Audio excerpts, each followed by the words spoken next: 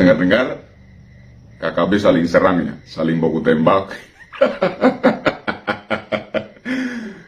Banyak yang luka-luka dan ada yang meninggal dunia. Wow, keren. Apa yang bisa kita petik dari kejadian ini? Menurut saya, poin pertama yang bisa kita petik dari sini adalah gambaran perebutan kekuasaan, ya kan?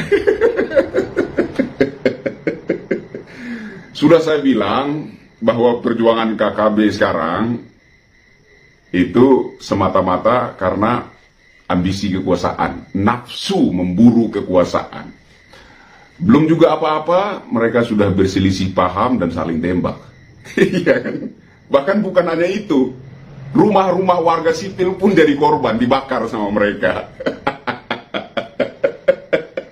Nah ini, kenapa negara terkesan memanjakan mereka dengan masalah HAM? Kenapa? Sementara mereka sendiri dalam diri mereka itu tidak ada kemanusiaan gitu. Saling berselisih paham, berbeda pendapat, kemudian itu diakhiri dengan saling tembak. Ada yang luka-luka dan ada yang meninggal dunia. Bukan hanya itu, rumah-rumah warga sipil pun ikut dibakar sama mereka. Oni, kau orang apakah? Kau ikut campur saja? Tidak. Saya sedang bicara tentang kedaulatan bangsa. Saya tidak bicara soal itu daerah saya atau bukan. Kalau kita mengkritisi pemerintah daerah lain, sementara daerah tempat kita tinggal itu masih berantakan juga aut-autan, saya pikir disitulah kita itu secara etika kita itu melakukan blunder begitu, ya. Tapi kalau kita membicarakan sesuatu yang berkaitan dengan kedaulatan NKRI, apapun itu, entah KKB kah, entah GAM kah, entah kelompok-kelompok separatis atau kelompok-kelompok ekstremis lain, semua yang berkaitan dengan kedaulatan NKRI, yang mengganggu kedaulatan NKRI, yang mengusik dan mengancam kedaulatan NKRI, kita sebagai anak bangsa punya hak untuk menyuarakan itu. Demi persatuan dan kesatuan bangsa, demi keutuhan dan kedamaian bangsa. Oke? Jadi saya tidak sedang ikut campur persoalan pribadi orang. Saya sedang bicara tentang kedaulatan negara yang penting sekali untuk kita jaga bersama-sama. Oke. Yang kedua, pelajaran apa yang bisa kita petik dari sana? Dari pertikaian, dari selisih paham dalam kubu KKB itu sendiri. Ada 3 kelompok yang berselisih paham. Dari kelompok KKB JB, LK, dan AK. LK dan AK ini tidak setuju ada pesawat yang mengantarkan bahan makanan untuk masyarakat. Tetapi BC berpendapat bahwa demi kehidupan masyarakat, maka jangan menghalang-halangi pesawat mengantarkan bahan makanan untuk masyarakat. Menurut saya, kelompok KKB JB ini masih bisa digugah rasa kemanusiaannya. Dan saya pikir kelompok KKB yang JB ini berpotensi untuk kembali kepada NKRI. Saya pikir kita perlu memberi apresiasi untuk kelompok KKB JB. Karena sejahat-jahatnya OPM, ya, jahat banget kan? Ada bidan, petugas kesehatan, dibuka pakaiannya, diperkosa, ya kan? Pelan-pelan. Ini sensitif, ya kan? Pekerja jalan dibantai, pekerja bangunan dibantai. Jahat banget. Jahat banget. Tapi sejahat-jahatnya KKB itu, ada satu kelompok yang nama JB. Masih punya rasa kemanusiaan. Mereka berpendapat bahwa tidak boleh menghalangi pesawat mengantarkan bahan makanan untuk masyarakat. Tetapi kelompok KKB, LK, dan AK ini tidak sependapat dengan itu, tidak sepandangan dengan itu. Mereka melarang, bahkan menembaki pesawat yang mengantarkan bahan makanan untuk masyarakat. Jadi, saya pikir kalau pemerintah daerah setempat ada agenda untuk melakukan pendekatan dengan para kelompok kriminal bersenjata OPM ini, mungkin ini sedikit rekomendasi dari saya. Ini rekomendasi dari saya, cobalah mendekati kelompok KKB JB ini. Karena mereka punya rasa kemanusiaan dan saya pikir mereka ini ada potensi kalau diberi pencerahan, mereka kemungkinan besar akan sadar dan kembali ke pangkuan Ibu Pertiwi. Nah, terus kemarin ada juga informasi bahwa KKB meminta bantuan senjata dari Australia dan New Zealand. Pasca ditetapkannya status Papua itu, status KKB itu sebagai siaga tempur. Ya. Ketika Panglima TNI mengumumkan status siaga tempur untuk KKB, mereka mulai panik. Minta bantuan senjata dan pesawat tempur, kalau nggak salah ya. Minta bantuan senjata dan pesawat tempur dari Australia dan New Zealand. New Zealand. Kayaknya nggak asing deh kedengaran di telinga kita ya kata New Zealand ini. Saya rasa kita masih ingat kemarin.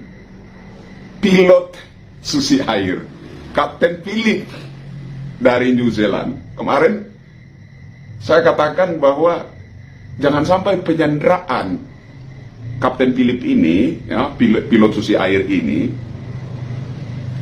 adalah drama. Bukan jangan sampai ya. Saya hampir bisa memastikan itu.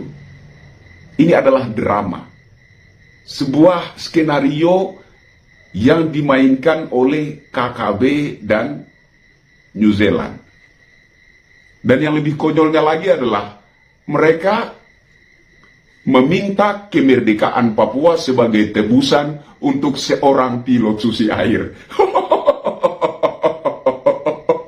Nampaknya murah sekali kedaulatan NKRI ini mau ditukarkan dengan seorang pilot Susi Air.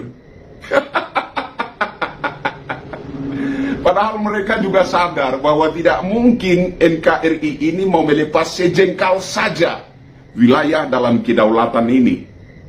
Hanya demi seorang pilot Susi Air. Mereka tentu tahu dan menyadari itu juga.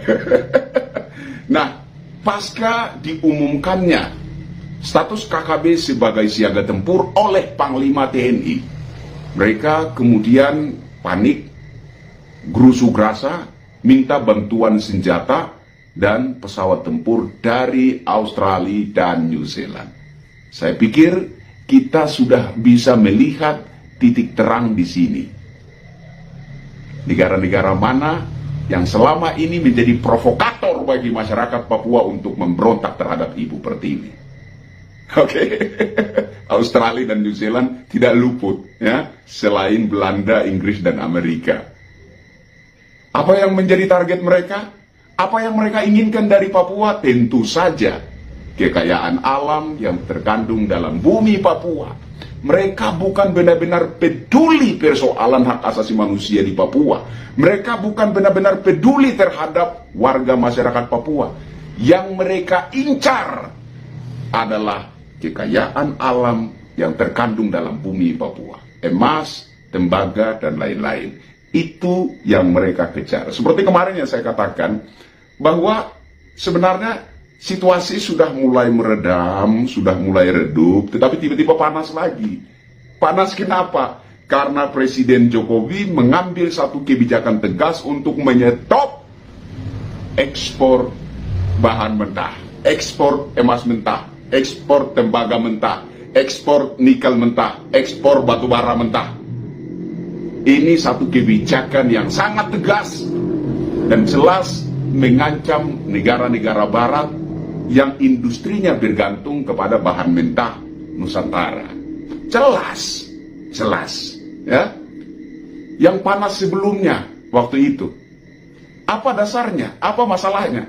Karena pemerintah di bawah pimpinan Presiden Insinyur Haji Joko Widodo bersikukuh merampas mayoritas saham PT Freeport Indonesia. Mereka juga tidak terima dengan ini, sehingga mereka melakukan propaganda, memanfaatkan kelompok-kelompok ekstrim, kelompok-kelompok separatis menimbulkan kegaduhan di tanah air. Maksudnya apa? Maksudnya supaya pemerintah gagal merebut 51% saham PT Freeport Indonesia. Itu sudah selesai. Dan ketika pemerintah mengambil satu kebijakan tegas menyetop ekspor bahan-bahan mentah, mereka mulai berang lagi. Jelas apa yang mereka kejar di sini. Jelas apa yang mereka targetkan di sini. Semuanya ujung-ujungnya akan bermuara kepada kekayaan alam Nusantara yang sudah puluhan tahun mereka nikmati, yang sudah puluhan tahun mengenyangkan perut mereka, memperkaya negara mereka. Mereka kenyamanan, mereka keenakan, dan mereka mau terus-menerus menikmati itu. Dan mereka tidak terima ketika Indonesia mulai sadar, Indonesia mulai bangkit. Tuan rumah, pemilik harta kekayaan itu mulai bangkit mengambil langkah-langkah cerdas untuk mengelola sendiri harta kekayaan alam bumi Nusantara ini. Mereka nggak terima. Rakus banget kan? Serakah banget kan? Saya Kristianto Yen Oni, salam rakyat cerdas. Bravo NKRI.